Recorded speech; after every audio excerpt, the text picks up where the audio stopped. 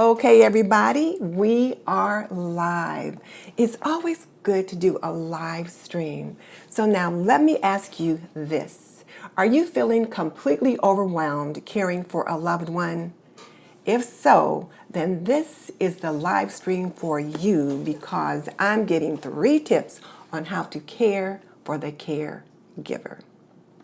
Before we get started, if you're new to my channel, let me introduce myself. I'm Denise Jordan, and I teach women to make wise home health and beauty decisions. So if you want to learn more about running a household, subscribe.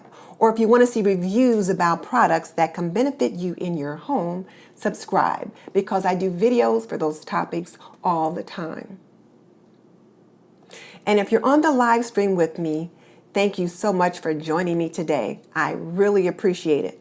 But for the purposes of the replay, I won't be engaging in greeting anyone. But what I will do is jump on another live stream as soon as we finish this one to answer any questions and to chat. And if you're here for the replay, welcome. Thanks for tuning in. Okay, let's get into it. So many people are caring for loved ones. It could be aging parents, children, or partners with disabilities. The situations can vary, but the situations are the same. Caring for someone else that consumes a significant amount of your day can be overwhelming. So caregivers, or carers as they are called in other countries, can be completely overwhelmed by the day-to-day activities in caring for someone else, particularly the intimate tasks that can go along with caring for someone that's disabled or that just needs that type of care. And it can certainly change the dynamics of your relationship. This shift can lead to overwhelm. You can develop stress, anxiety. Some people end up with depression, resentment, and sometimes overwhelm can lead to abuse. So it's very, very important for the caretaker or the caregiver to take care of one's self. So now let me just repeat myself for the benefits of the replay. I won't be engaging in greeting those members of my community that might be jumping on, but I will engage with you in a live stream as soon as this one is over so that we can chat. So now, what do I want to share with you? Well, I want to give you 3 tips on how the caregiver can take care of self. And what I want you to know is that it is not selfish to take care of yourself. It's smart, it's proactive, and it's important. So what can you do to make sure that you're taking care of yourself? Well, that depends on you, but you need to figure out something that renews you, something that just kind of fills you up daily. Something as simple as hitting the yoga mat every morning, maybe a 30-minute session on the mat to work out and work the kinks out can renew you. Maybe you're one of those people that like to take long, hot baths in a candle-lit bathroom. You know, something to set the mood. Maybe you like to get a little fresh air by taking a 20-minute walk or run. Or do you like to journal, to scrapbook, maybe to paint? Or maybe you're one of those people that likes a cup of tea and looking out the window at your backyard bird feeder.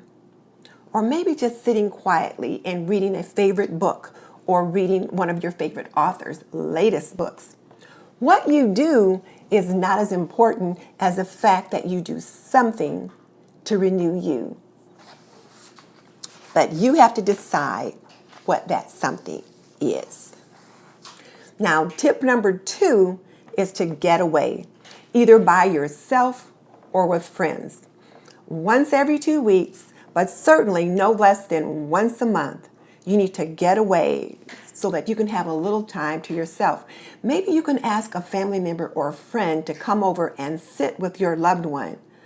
And this is your time to get out, to kick back, to relax, and to just have fun. Maybe you go to lunch with friends, or maybe you spend an afternoon thrifting, or you might spend some time at the day spa, get your nails done, maybe a facial or a massage. Do what calls to you. It doesn't really matter what you do, you get to choose. The important thing is that you get away, that you take some time for yourself.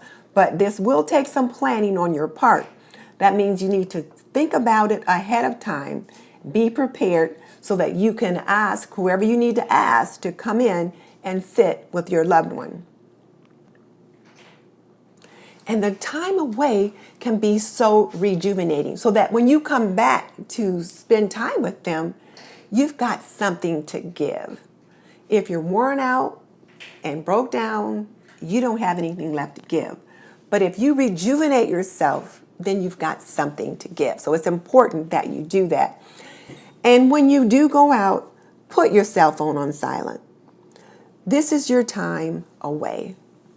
So unless it is something that requires the emergency services to come to the home and transport that person to the hospital, whatever it is, it can wait until you get back. It's just a few hours out of a day in a 2 or 3 week period.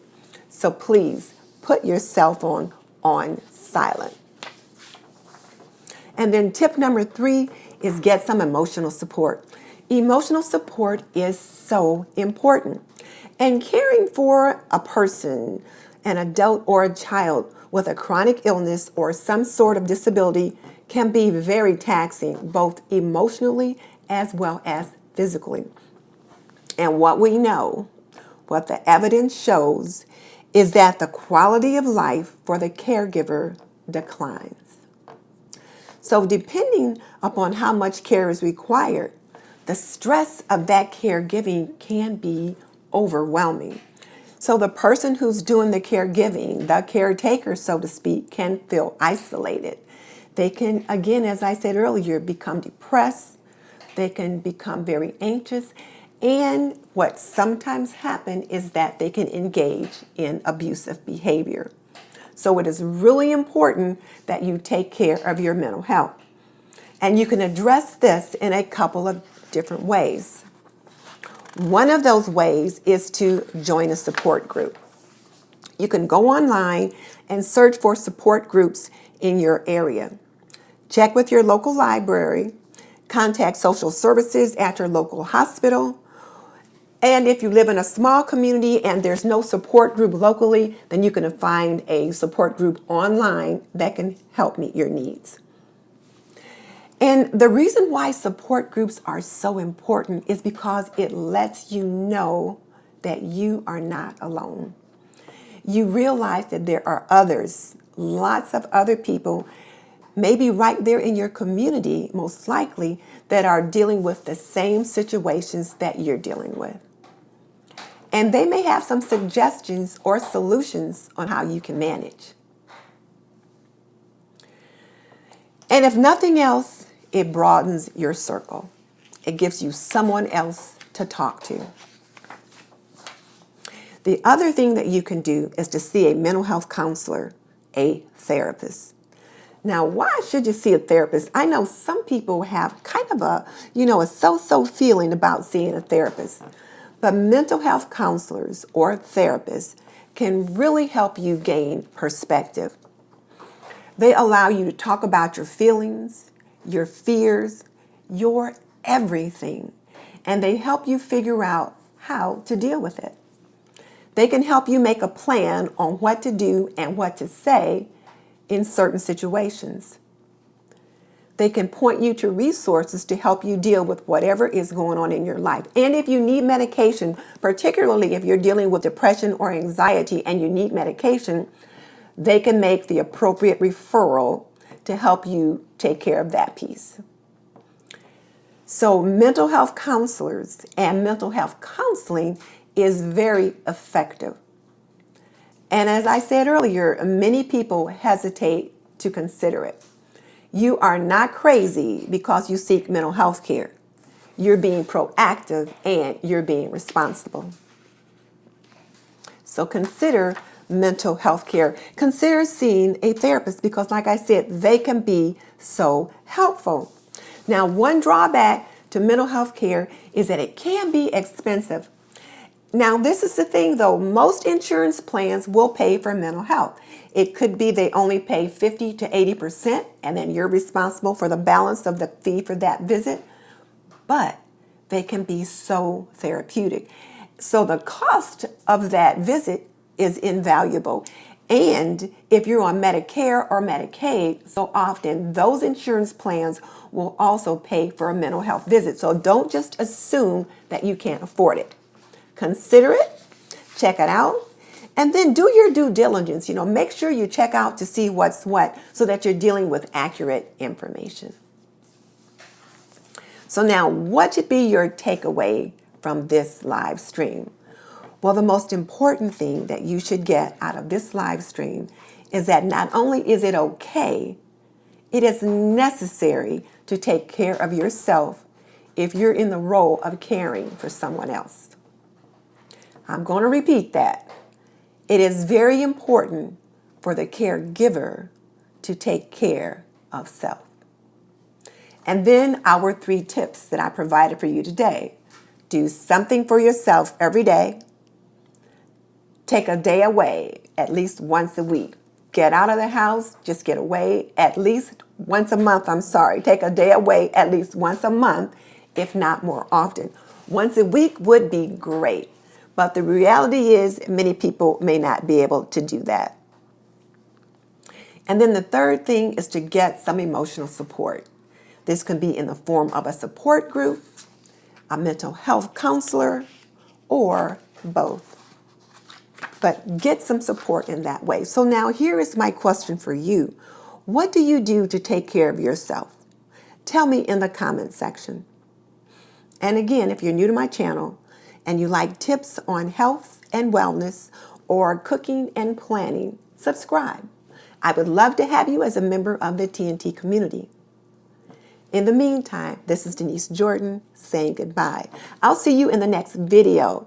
And then for the Q&A session now, I'm going to close this out and then I will jump on the next live stream in like 1 minute and then we can do some question and answers. I'll answer any questions that you have and we can also just chat. So I'll see you in a minute. Bye.